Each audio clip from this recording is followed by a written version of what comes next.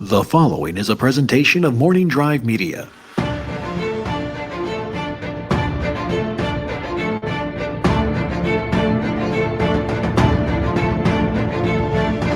From the southernmost point of Dorne to the lands of always winter, what is west of west in the shadows in the east, this is Casterly Talk, the Game of Thrones rewatch. We are back up. Last week we answered your questions, kind of caught up with listener questions, but now this week we're going to continue our rewatch, which again is more than just a rewatch. We're looking into the lessons, the themes, what makes the show so memorable, and that would include the characters.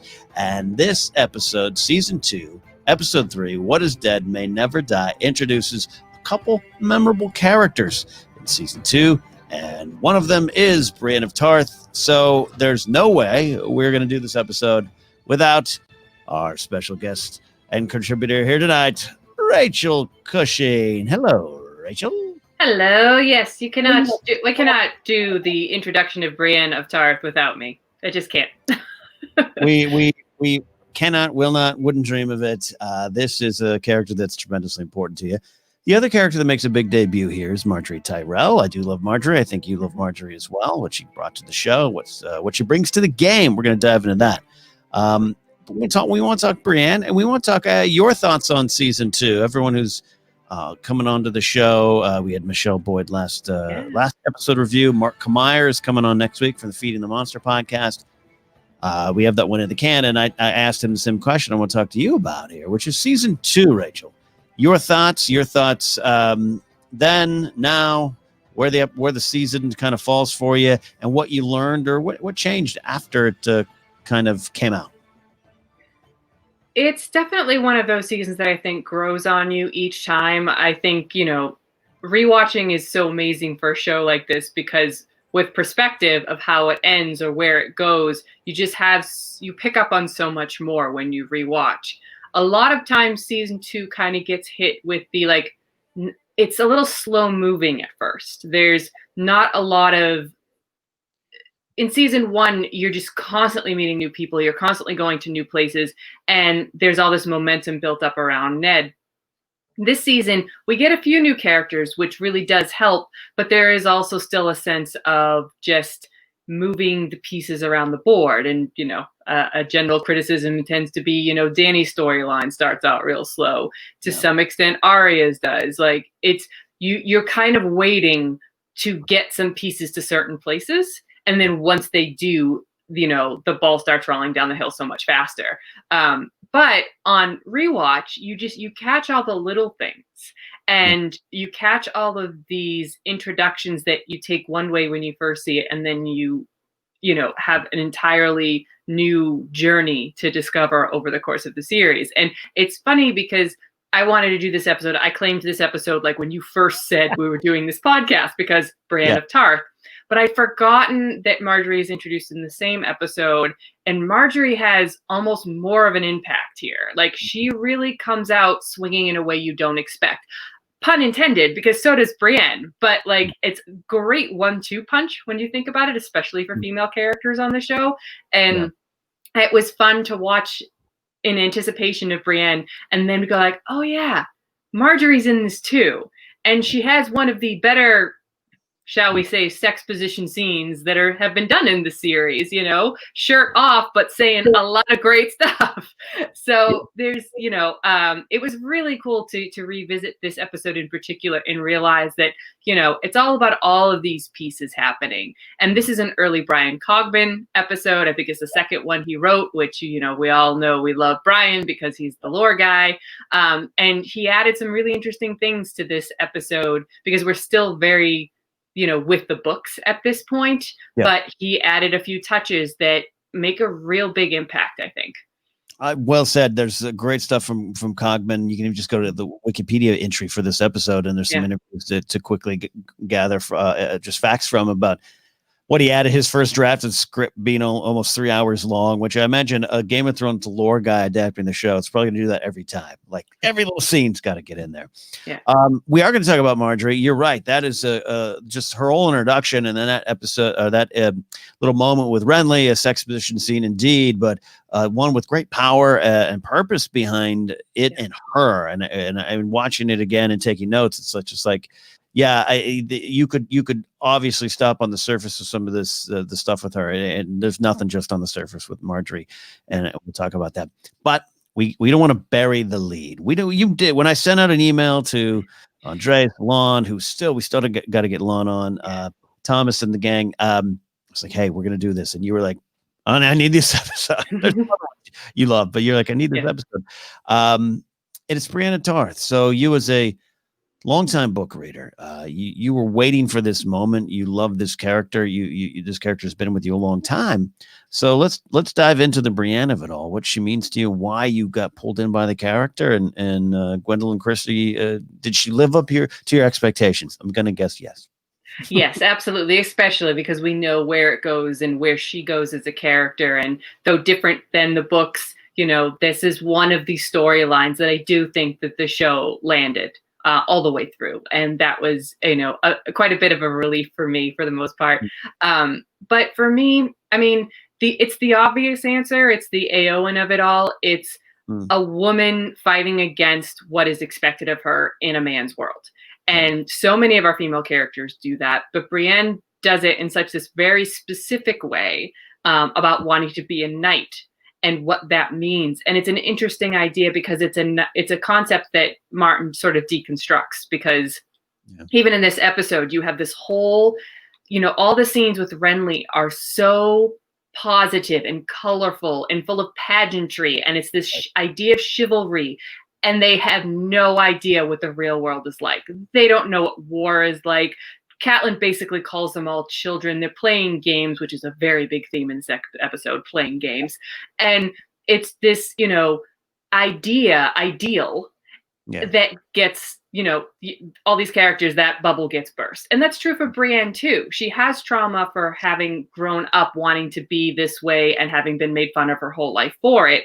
But in this moment, she believes in the ideal too. If I win this fight, then I get to be part of the Kingsguard, and then I will gladly die for my king. Like, that's all she kind of wants. It's all we really get from her in this episode. And that's pretty naive, much in the same way as so many of our characters have been naive about this world. And so then it's about their journeys in confronting that naivete and navigating their way through the world with that in mind. And I love her and Kat's first meeting. It's not really full of, they don't get each other at all. And it's very clear, but there is something at the core of both of them, a strength that they will connect over. And then that will get passed along to Brienne's relationship with both Sansa and Arya. And I love that. I love seeing that sort of at odds first meeting, knowing where it goes and knowing what Brienne will have to endure, but ultimately will still find a way to do what she's trying to do, which is find her place in the world. That's what so many of these characters are trying to do.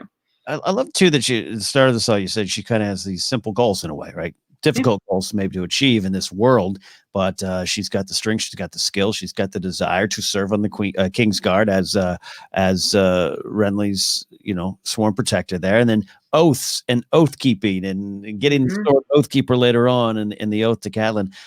I say simple again; it's a complicated world, but that kind of carries on through all the way to the end, almost to when she is knighted. And to me, I always took that, and I can't wait to kind of rewatch that and dive into that more. But as the oaths fulfilled, that's a new oath. That's a new oath, and we know. But it's like, to me, that was a bit of the end of the journey for me. A lot more in her season there, of course. But anyways, not to simplify anything with Brienne, it's just I like what you said though. It's just like the goals are pretty well stated with Brienne. Yeah. Go ahead. No, I'm not going to cut you off on Brienne. No, I fully agree, and I love that. While she does get to be a knight in the end, which is the sort of simple goal at this stage, the road that gets her there is full of a lot of trauma and revelations for her. It's similar to so many of the characters, which is that you have to have your eyes open to the world and realize that things aren't as black and white as you think they are, and she will have that happen basically through her relationship with Jaime.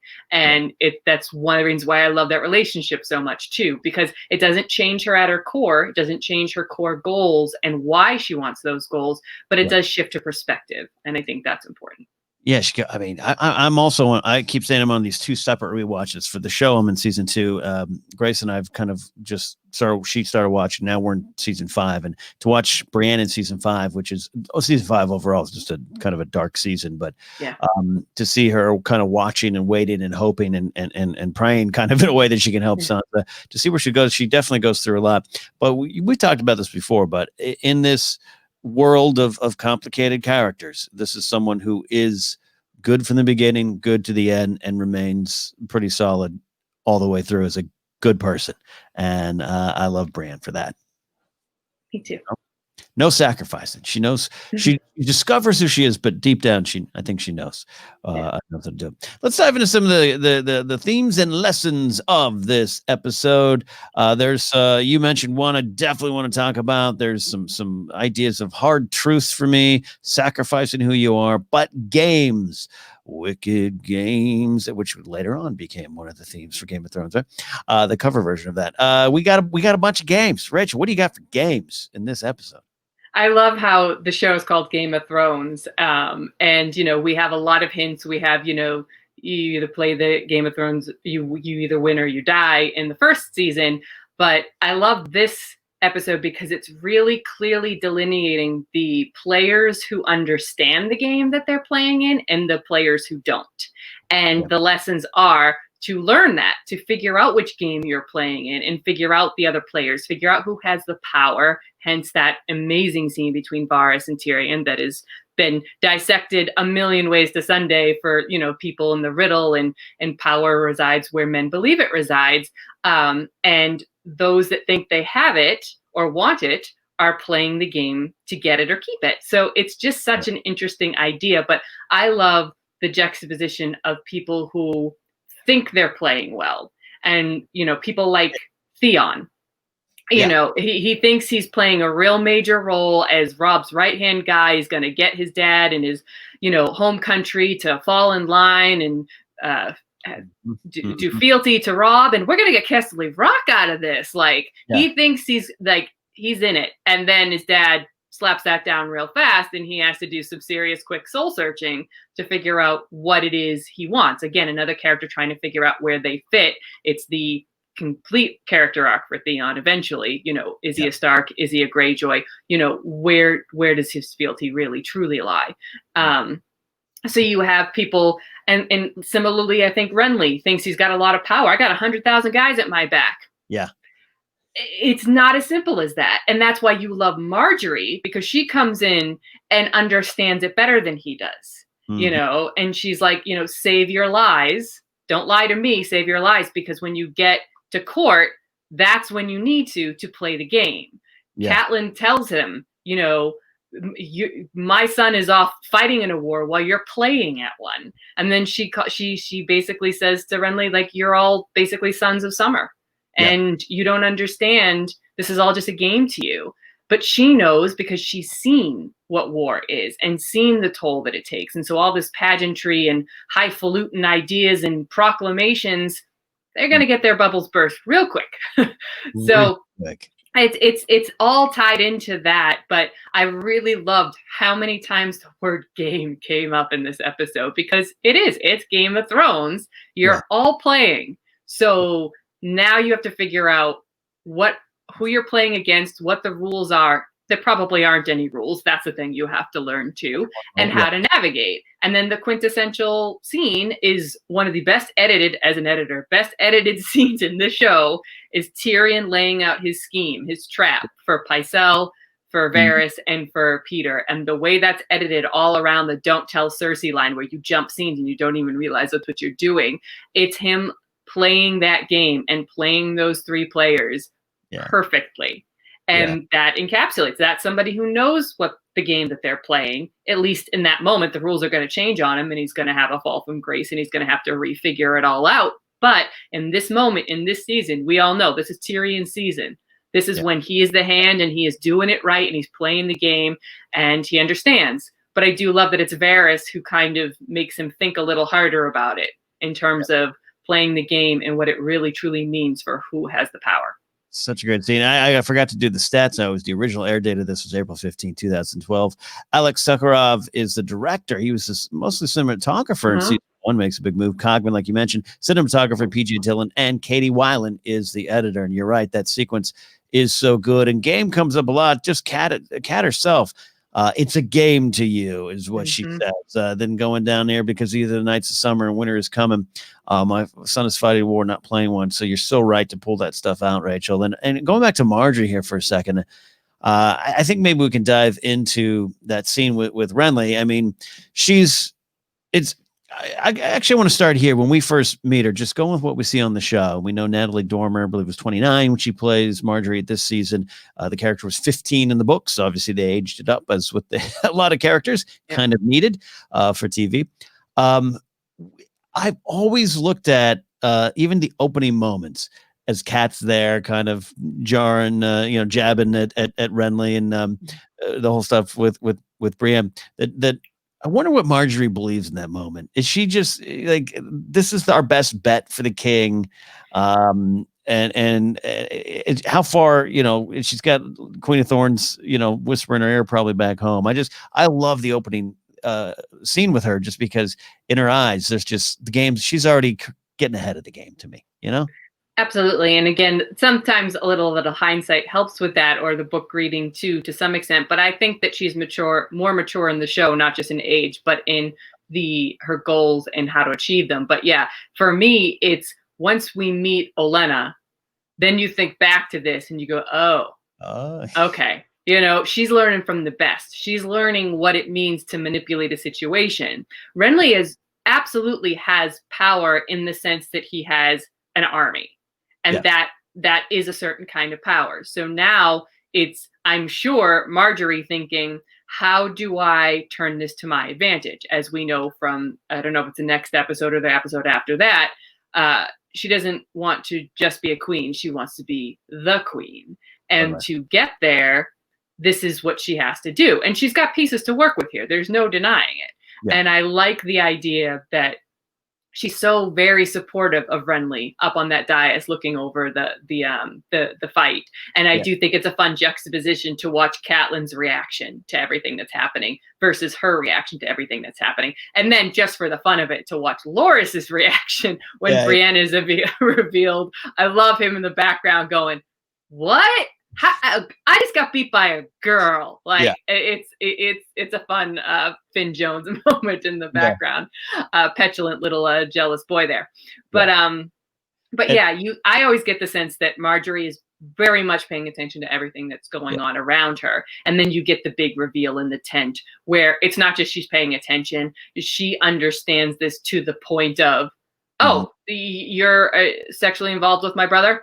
Don't care. Not important to what it is my goals are. We can still achieve my goals and your goals, and you can have that too.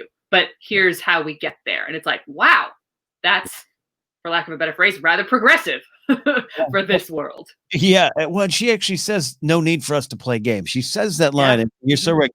Game shows up a lot in this episode. And I was just kind of laughing because, number one, one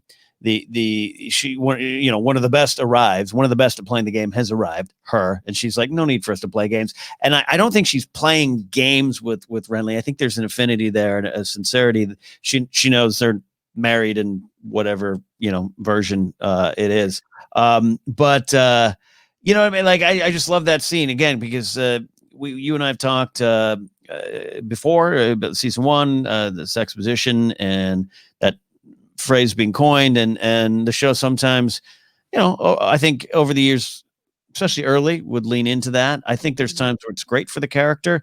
Melisandre is someone who uses her sexuality as a weapon, even though Carice Van Houten has said maybe she used it too much for me. But this is one of those scenes where it's not. There's nothing surface on it for me. She comes in and takes the dress off. Yeah, that's great. But and Renly, and I want to talk about some of the stuff with Renly. With that, but just it serves a great purpose, and I love when the scenes, the sex position type of scenes, quote unquote, I love when they actually do provide a great big purpose, and they're not just thrown on the screen to be there. Yeah, because there is empowerment in a woman owning her own body, and a lot of the scenes are lean so much into the actual sex of the scene, like the Peter Baelish, scenes and whatnot, that's where it gets a little bit harder for me. But something like this isn't actually a sexy scene. He couldn't be less interested in her. She's just, there's something behind it. It's, this is just a body. My mind is actually way more important in this moment. What I can do, what we can do together, what we can accomplish. And so it's almost like I stop seeing the nakedness and I start seeing the person. And if a scene can transcend that way, I think then that's where it's working. And there's this idea here that Marjorie, we've been talking about it on the show, going to even the end of her character's arc and her death. It's a death, it's a defeat, but Marjorie goes out knowing and is trying to tell everyone to leave. And Natalie Dormer has said that I was very happy with that, very proud of that character kind of stayed ahead of it, even though she might have lost. She stayed ahead of it. Right. And so you go that and go back to here. Marjorie, she's a main character on the show, but we don't spend as much time with her as others. In season 5, she, in 6, bad things start to really, really happen to her. But going back to this scene, Rachel, all the stuff you're saying here, if people had just listened to Marjorie here, it might have gone different too. If Friendly had been able to just, all right, let's play this game. It's easier said than done, but I don't know. I've always been impressed with the character of Marjorie Tyrell, one of my favorites for that kind of stuff. Yeah. All right. So a lot of other games. Actually, let's talk this Tyrion, little Tyrion game. This is one of the best Tyrion moments. It's one of the more, I'd say, memorable. You said it so right. Edited so well. But season 2 is Tyrion season, like you said, and this is his big. I call it his coming out party as a tactician in this game. Plays so well. One of the two things I love about it, Pycelle, he's bested Pycelle without a doubt. Varys, I've always get the sense of Varys kind of not knows what is going on, but it's like, sure, Theon Greyjoy, you're gonna marry, gotcha. I'll sit on this one for a little bit. But he outsmarts Baelish and Cersei to me. It's one of the 2 moments where Baelish and Cersei are behind in the game, and I love that too. And I love the Baelish thing even more given the second scene, because when Baelish realizes he's been played and he's like, I don't, want to be involved in your charades anymore. And Tyrion's like, oh, that's a pity, because I've got a doozy of an idea that you could be at the center of. And he knows that that's enough to hook Peter. He understands Peter probably better than almost any other character on the show. Right. And Peter is the kind of character who is actually you never get the sense he wants to be king. He wants to be the guy behind the king pulling all of the strings. But he still does want some of the acknowledgement. That's the thing. He's not nobly born into one of these great houses like these other characters are. He's a little higher up on the hierarchy than, say, like a Varys, but he's still power hungry. He's still the idea of being Lord of Harrenhal and the Lord of the Riverlands that's enticing to him. And Tyrion knows that. There's an ego there that he can play around with. He also is astute enough to realize that Peter has a thing for Cat. And, plays that absolutely brilliantly. And, his ending aside, I know a lot of people had an issue with how Peter Baelish went out. It is very satisfying in this moment, knowing all the other ways that Peter is usually ahead of the game, to see him behind the 8 ball. Like, I just think that that's a lot of fun, especially because it's a 1-2 punch in the circumstance. It's a great moment. And as I've mentioned it, but in that book I've been reading, the one person who did like the ending, Aidan Gillen. So interesting. Yeah, he felt it lined up with who he was as a child, and the character was. It's fascinating stuff. I love, and again, not what an actor says or believes isn't necessarily the final, the final judgment on plots and everything. But I always love from what he brought into it, and it does tie to this type of stuff too, of when he can get bested, but also what you say with Tyrion kind of dangling Cat, that immediately pulls Baelish in, and everything else maybe he's less worried about, but he wants to focus on that kind of stuff. Yeah, and Cersei behind. I mean, there's a trick played on her. It's it's not one of her giant losses, but it exposes the weakness, one of her weaknesses, which is also her strength, which is her love of her children. Yeah. And I look at this moment, and maybe it's because I'm also ahead in season 5 too, so I'm watching this all at once. Is season 5, she tries to get so far ahead of it. She tries to be like Tywin. She tries to take out the Tyrells, and always succeeds. And sometimes, she makes some mistakes. But going back to this, where I got to think she's just this is one of the times we always say this about Dany, but just like doesn't ever want to be in that position where she doesn't have the power or can't make these kind of choices. She wants to be in control. Understand? Yeah. Come to the kids. Her scene is I just think, again, going back, I think Lena Headey was doing so much more than we realized early on. And there's moments where it's obvious, like the scene with her and Robert in season 1, but even something like this scene, I think another sort of thread in the episode is one that you've touched on in other episodes before, but this idea of trauma, but specifically how we react to it. All of these characters have seen and done and been a part of terrible things. That's the whole Yoren Arya at the end. Like, how do you deal with the things that you've seen? How do you deal with the things that you've done? How do you deal with the things you've gone through? How do you deal with trauma? And we can go to the title with it. What is dead may never die, but rises again harder and stronger. So can you rise above the trauma? Can you react in such a way that you become harder and stronger? Like, that's a question all these characters have to ask themselves. And Cersei has had trauma in the general sense of just being a woman in this world and having been used as a puppet by her father and the court in general, and having to have to marry Robert when she was supposed to marry Rhaegar, and then, having to have a secret love with the only person she actually cares about, Jaime, and her children. Like, there's a lot of trauma there. And then Tyrion comes along and not only tries to, make a marriage pact with the Martells, who hate the Lannisters. She's not wrong there. Not only does he do that, he then paints a really ugly picture for her. In terms of, she says she won't be safe in Dorne. He's like, how safe do you think she's here? Right. If our enemies storm King's Landing and break through, which very well could happen because they've got Robb on one front, Stannis on another, Renly on another. Like, they're kind of searching for, they're surrounded by enemies. Yeah. And he paints a picture where he's like, they storm, they won't hesitate to rape, murder, and post your child's head on a pike right next to yours. Yeah. And that's too much for Cersei. She physically pushes him. Yeah. To me, that was the line. And this also is, she's hated Tyrion all along. This might be the point of no return for her. This might be why she is willing to go to all the lengths she's later willing to go to end him. Yeah. And we know the lengths that she goes to, but I really do think that you can trace it back to this moment, the look on her face when she realizes she's going to lose her daughter, that her daughter is going to have to go through potentially the same trauma that she did, having this forced alliance with people that don't actually like you very much. And you could, she's her one redeeming quality, protect my children. And she's being taken out of that equation here by somebody that she already despises. Yeah. And then for him to paint that picture on top of it, I was like, yeah, nope, I kind of get this break moment from her. I think it's a great observation, Rachel, because we it's painted early on that they don't get along. We get it, but they have some moments in season 2 that are, I won't say touching, for them touching.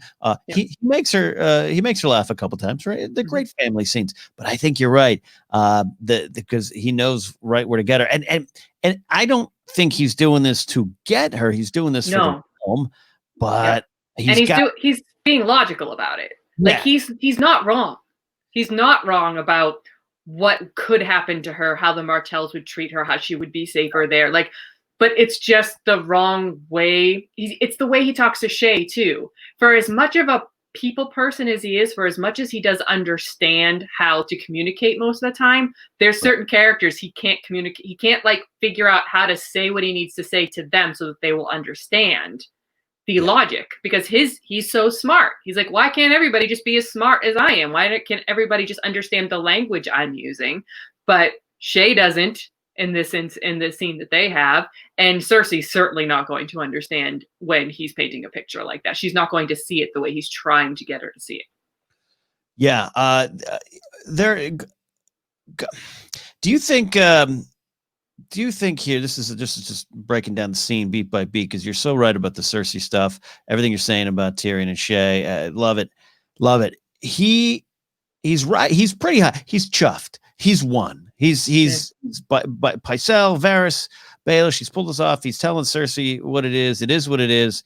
And her response, there is a moment where she's it's one of her first big giant, you ash in your mouth type of threat, Cersei, to him. And he kind of has that feeling of, not that he bit off more than he can chew, but just like, oh, this is different. This is different.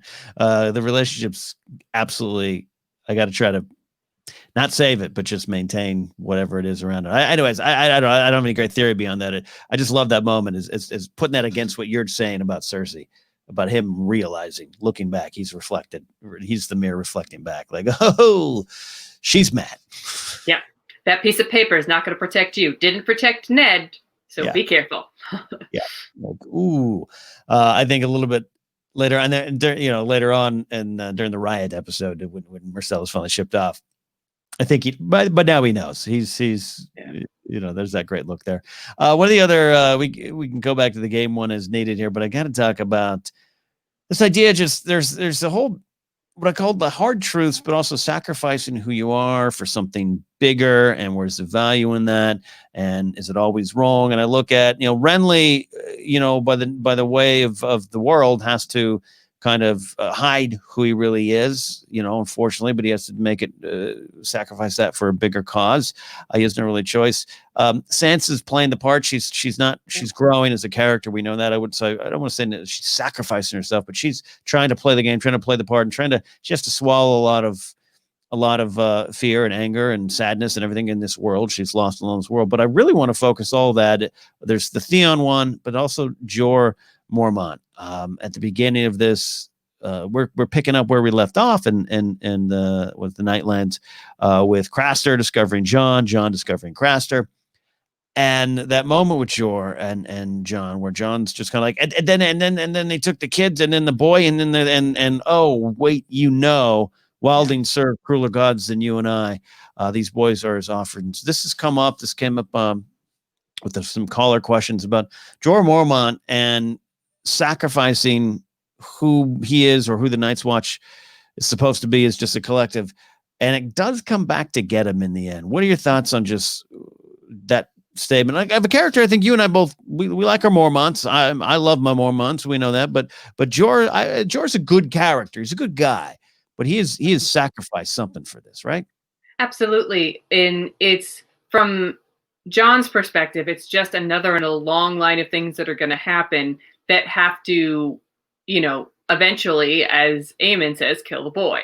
You have to realize that the world isn't black and white. You have to realize that compromises are made. And that's a journey that he has to go on. And he's probably one of the better characters to understand what the balance is, because everybody's trying to figure out that balance. Ned couldn't. Robb Stark ultimately won't be able to. Will Jon? And he eventually does, by looking at people. Jorah's like a mentor, a hero to him. And I see this moment as a little bit of a disappointment in your heroes. Your heroes will disappoint you. They will do things that you don't think that they would ever do, and you think to yourself that you would never do. But Jorah's also making a good point. We turn a blind eye to this, and in return, how many Night's Watch members have been saved by Craster? Yeah. Where's the line? Do you draw the line at this terrible thing that he does? If you do, then how many of your brothers will die because of it? Those are the questions that have to be asked, and different characters will come up with different answers. And ultimately, one of the things the show does so well is it not really a right or wrong answer here. Ultimately, probably in this instance, not a good thing to have done. Right. But it's still the idea that Jon has to go through this journey to see things from a different perspective, that the world is full of compromise and full of this gray area. And you have to find where your line is that is also applicable to surviving in this world.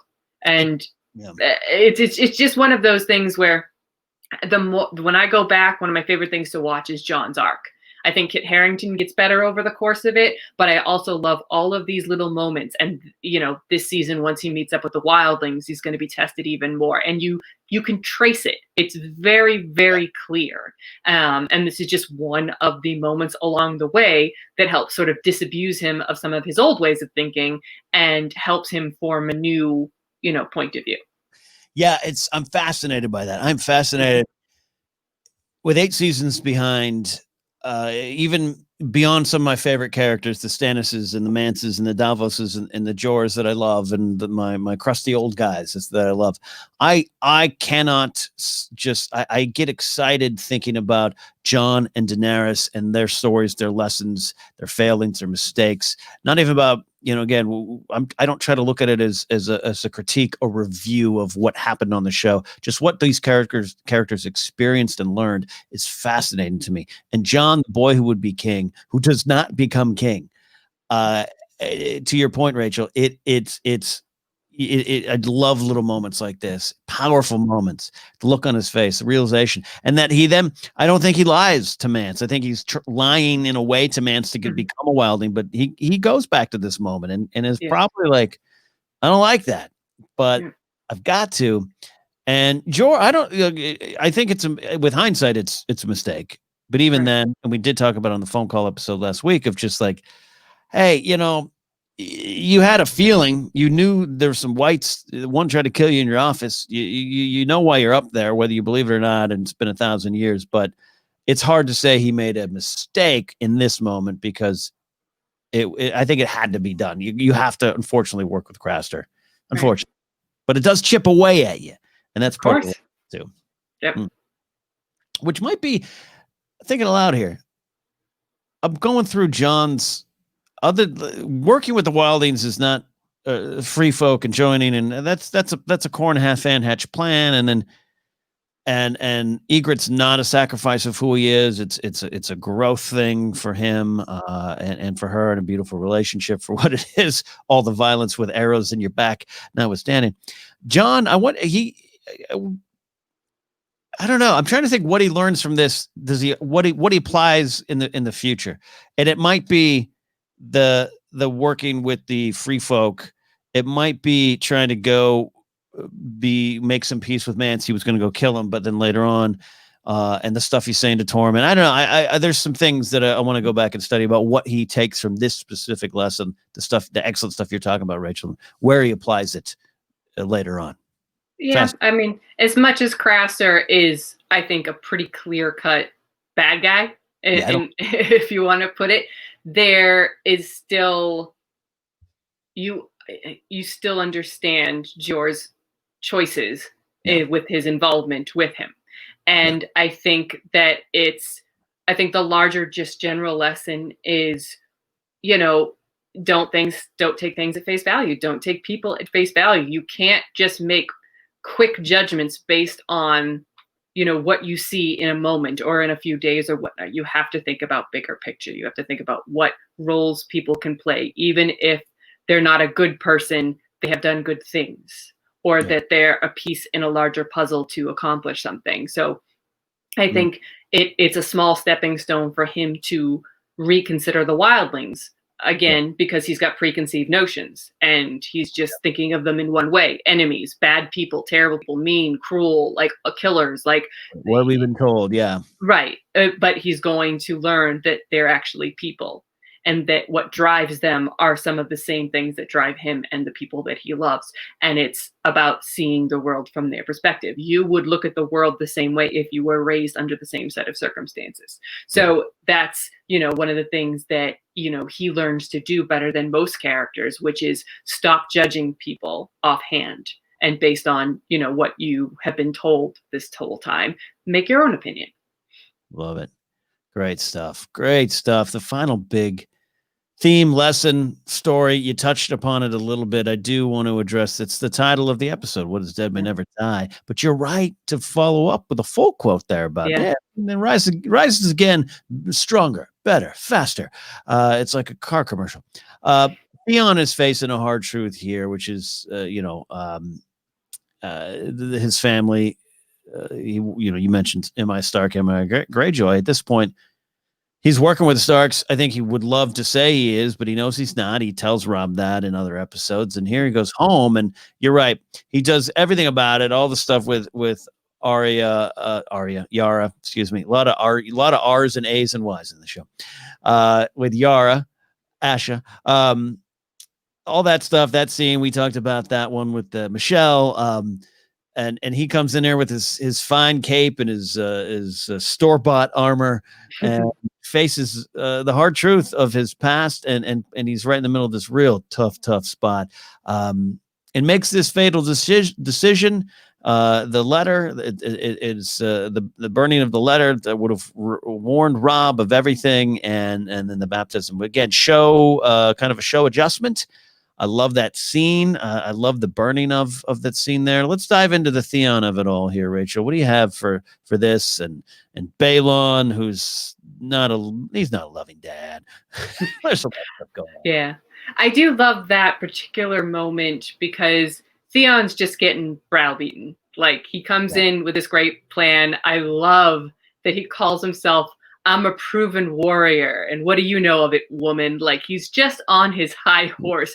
So you kind of can't blame them for like knocking him off of it.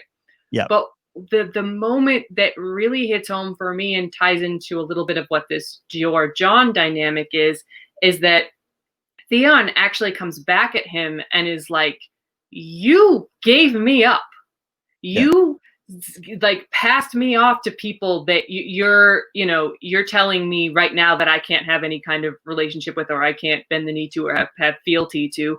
You did it. You bent the knee to them, and then you turned your only living son over to them. And it's this idea of, again, he was failed by the person he's supposed to look up to.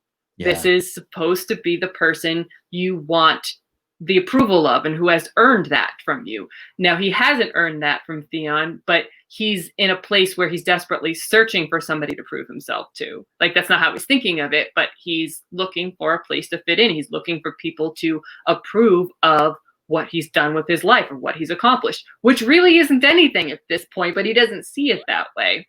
Yeah. A couple good sword fights. He saved Brienne. Other than that, not much.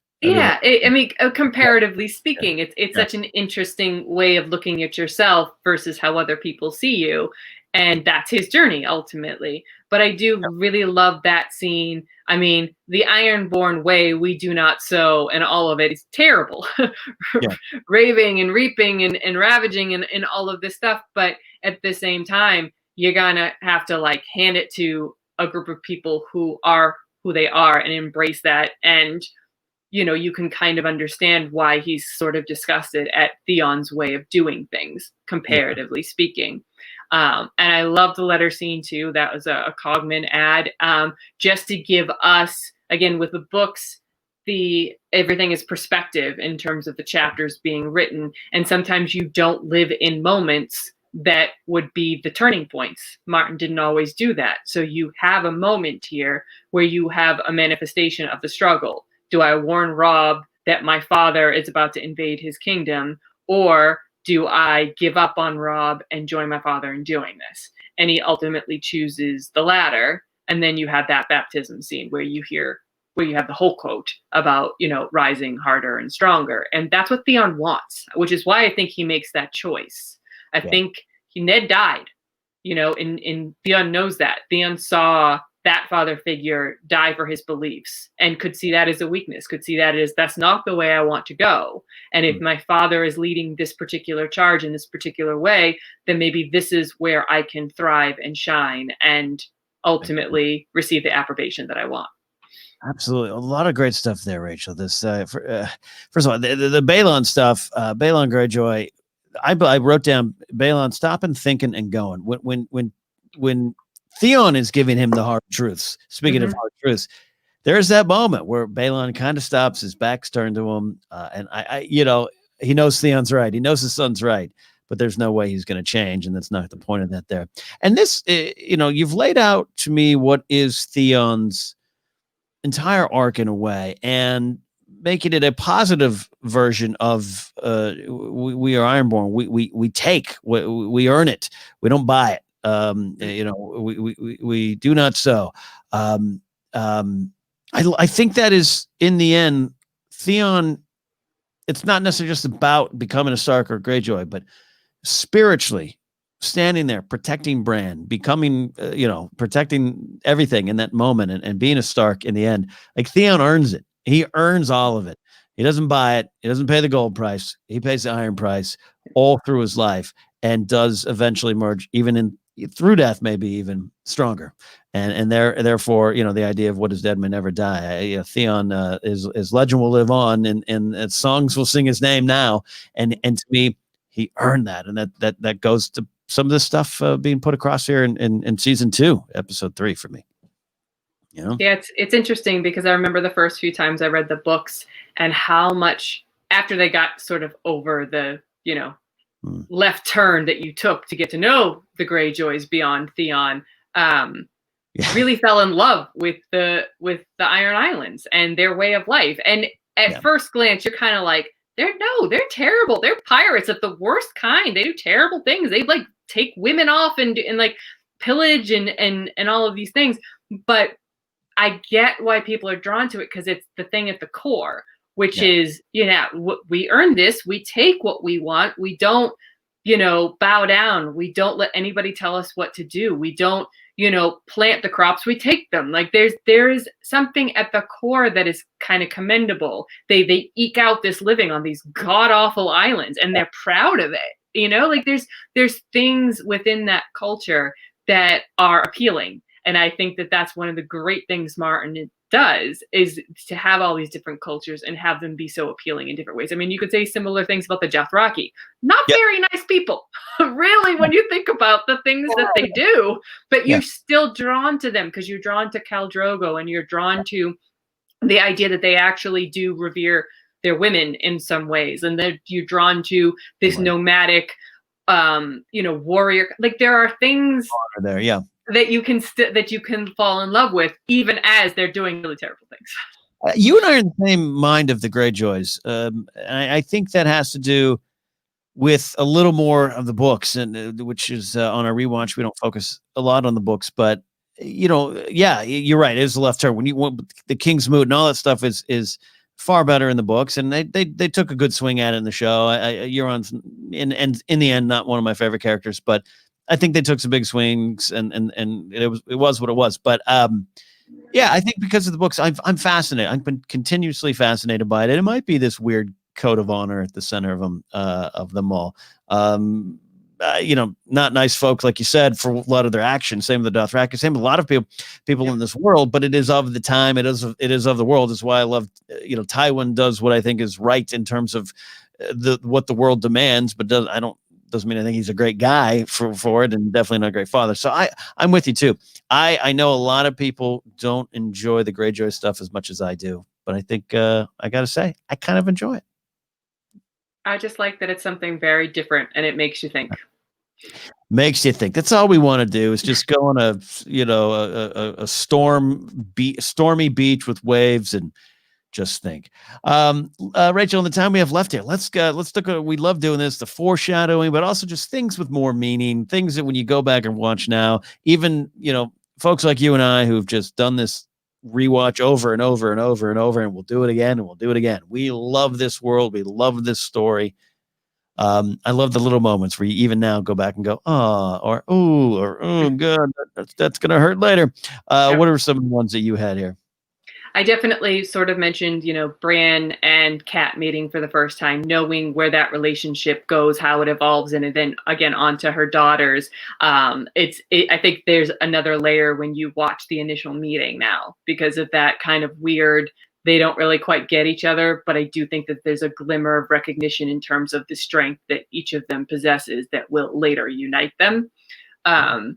And then I just get a kick out of, Bran has another wolf dream and he decides to talk to Maester Luwin about it. And we get the explanation about the Valyrian steel link on his Maester's chain. And he just talks about, like, it's just a dream. The dragons are gone. The giants are dead. The children of the forest are forgotten. And you're like, nope. In the long run, you're a very wise and great character, but you're dead wrong on these. Yeah. I literally put the note of, it's Bran and Summer warging his way forward. We're going to get more of that. Maester Luwin telling Bran these are just dreams, and Bran, no, mine are, my dreams are different. Mine are true. Yeah. And that line that you said down, and it's literally like, yep, you are everything you just heard, kid. It's happening to you. It's going to happen. I absolutely love that. There's some stuff I was watching in season 5 about Dany where I'm like, oh, yeah. They just literally told us everything right there. It's I love those moments when you go back, and because we all love Maester Luwin. I love Maester Luwin, but you're just like, oh, brother, man, you're not getting it. You're off base. I love speaking of that, Jorah Mormont, when Jon explaining, he's like, I saw one of them, or and of course, whatever it was, I dare say you'll see it again. Yep, you will. Yep, you'll take down a big Y. We talked a lot about the cat and Brienne stuff. There's some great Arya stuff in here, and I put a lot of it in the foreshadowing, things with more meaning. Just the Yorn stuff. Love Yorn as a character, and this is his big send off, and one of the early moments of us getting a big speech followed by a death. Something that outside the story we'd know more of. But yeah, Arya getting the list idea. I mean, you kind of overlook the fact that this is where she gets it, and she even kind of inadvertently says it. She says it to Yorn, Cersei, Joffrey, Ellen Payne. Like, she starts running through the list as he tells her, "Yep, I repeated Willem, Wilma." I love all the stuff they have together in this scene.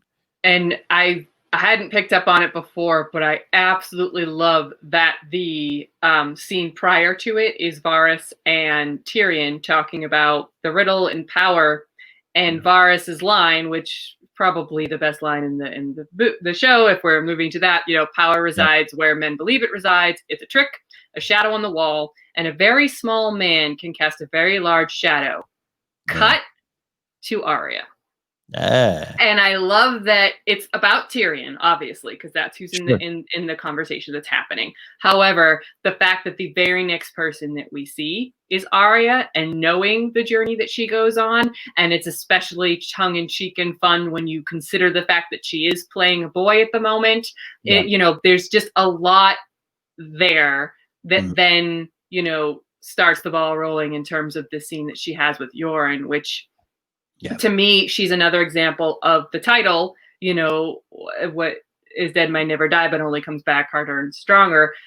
That's her. Yeah. Like, she's getting harder and stronger every time we see her. And that's the arc that she goes on. And she, like everybody else, has her mentors along the way. And Yoren really helps her with finding a way to cope. And to cope with the things that she has seen. And to cope with the drama, here is an actual thing you can do, and it's focus on that terrible thing you've seen, and focus your energy on remembering and working your way towards possibly doing something about it. I mean, I do think Yoren, tries to backstep a little bit and be like, I killed Willem, and it didn't actually result. As every story you've ever heard, like, you want revenge, and then if you get it, you still hollow. It does not fix the thing that you thought it would fix. However, it's a driving force. It's a motivation, and that's the thing that she very much needs in the moment. And I love that scene for all of that, because there's just such a very direct trajectory that sets her on. And then the added bonus of, her being a small person who casts a very big shadow is great. And we'll continue. Yeah, no, the Yoren Arya stuff there, it does contain so much positive stuff. Like you just said, trauma, coping mechanism, driving her forward. And there's a great Maisie Williams. I mean, she's so amazing, but just when he tells that specific moment of, I drove, an axe so far into Willem's head, what they had to bury him with, or wherever he says, that she look on her face, and she kind of shoots up, and And it's like she focuses on the vengeance aspect. Of course. And all the other things are valuable, and all those other things that she has and these tools, and they're probably more valuable than the vengeance. But to me, that goes all the way to the season 8 moment with the Hound, where he's just kind of turning around and echoing what you just said, Rachel, of I'm empty. Yeah. I'm empty. You don't want to be this. You don't want to be this. Not the rest of your life. You've got some vengeance. She did some good vengeance. She got skill. Arya's done some great things, but now it's time to go sail west of west. Don't be empty. And again, goes back to this moment. So great observation from you, Rachel. Just what all that scene means for Arya and the lessons and themes in that scene for her. Yeah.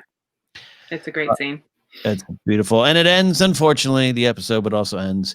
It's really one of my favorite episodes, but also my favorite moments in the show. It really is. This is why I love season 2 so much, and I think you're right when you said it up top. Just you find more out of season 2 when you go back, and it rewards you. But little things like Jag and Hagar, Polliver and Needle, but just it does end so painfully. The horns start blowing, blaring and blowing, and Yoren's days, minutes are numbered. But that final scene, I don't know, it means a lot going forward for Arya, and that's why it just I'll choose to focus on the lessons, not Yoren's tragic death. Yeah. But it just adds to it for her, right? Because Polliver ends up on her list. It just adds to the things that she has seen, the things that she has to deal with. She's got her list in the barn, and now she has to add to it both Yoren's death and then what Polliver does to Lami. So it's sort of it feeds itself in a way. But now she has the mechanism. Now she knows that vengeance, revenge, things to help motivate her. And, every time we see her before she goes to sleep, we'll be hearing that list of names. We'll be hearing it from there on out. And Yoren's death, I'll put it in the Boromir category. If you're going to go out. Takes a lot of them to take him out. Yeah. He's like fighting like 5 guys. Yeah. I have always hated crossbows. That's a bad Yoren.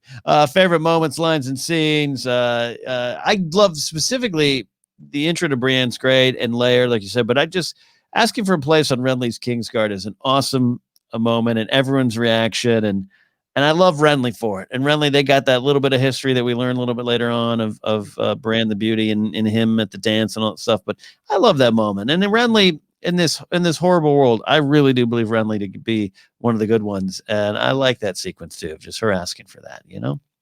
Yeah, I think that Renly is meant to. He's clearly a good soul, a people person, a person who, like when he's walking with Kat and he's talking to the guy leading the horse, like he's the leader who knows everybody's name. He's the leader who maybe is not 12 chess pieces ahead in terms of the Game of Thrones, the way that Tyrion or Marjorie or Peter seem to be, but he is somebody who recognizes in the moment, like with Brienne, that there is something good in this, that there is, that this person is utterly devoted and loyal to me and will put their life on the line for me. That is an important thing to have in my very precarious position. And you also want to think, given their history, that he understands what that means to her as well.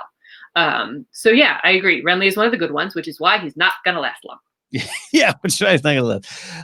Look at that. So I have some other favorite quotes and stuff. We've come to a dangerous place. I love that from Tyrion. The small council gets smaller every day. Power secures thing. Power resides where men believe it resides. You've already said those ones are just timeless Game of Thrones quotes. What are some of the other ones that you had?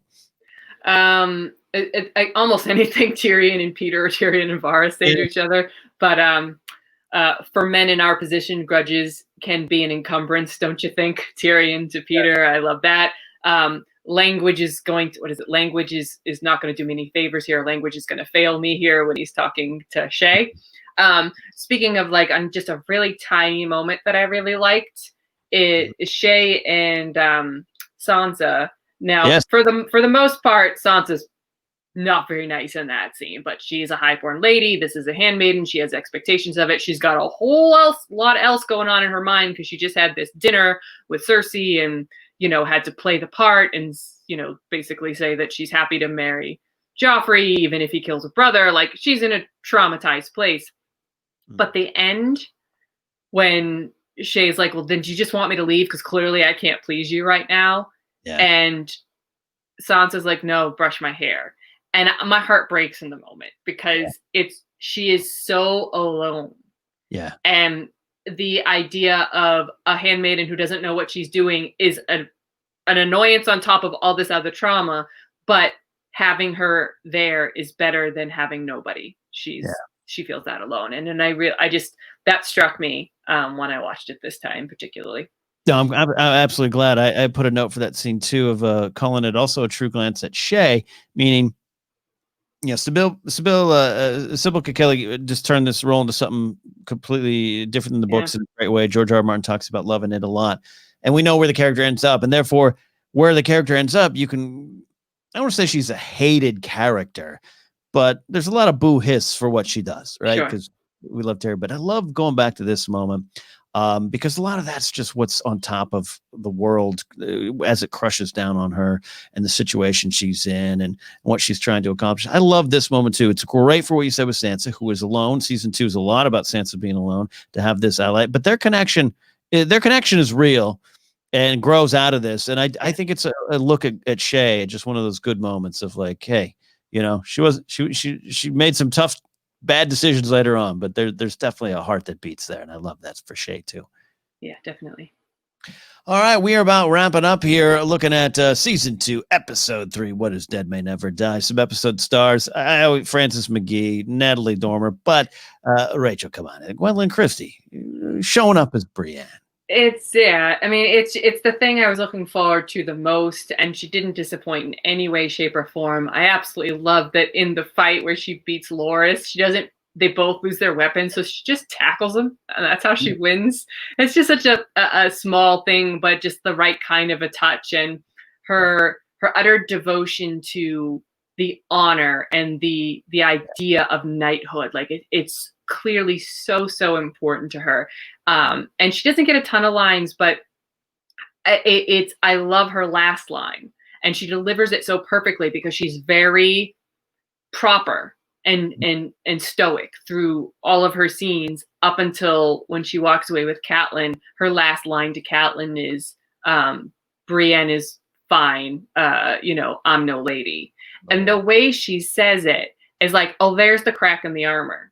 There's the story. There's where there's something more going on here. And she just nailed that line so perfectly, because she doesn't want to be called Lady Brienne. That's not what she identifies with, because of all of this history. And you see that in that one little line, in that one little moment. Yeah, absolutely do. I would never was going to doubt that you were paying attention to every word of Brienne of Tarth, and that's one of the great ones there. Love it, and we are going to keep the season 2 rewatch going, like I said, next week, and got some great stuff coming up. Season 2, again, you're right, Rachel. It's sort of the format for every season past season 1 up until 8, where you don't get a 9, but like. Every year you'd hear the same complaint, especially once I started covering the show in podcast and YouTube show worlds. This is kind of slow. I wish they just get to it. I wish you just get to it. And it's like every season, trust me, it gets to it. But season 2 was the first to kind of face that kind of microscope, and I think it's stood the test of time. So yeah, and everything leads there. These aren't.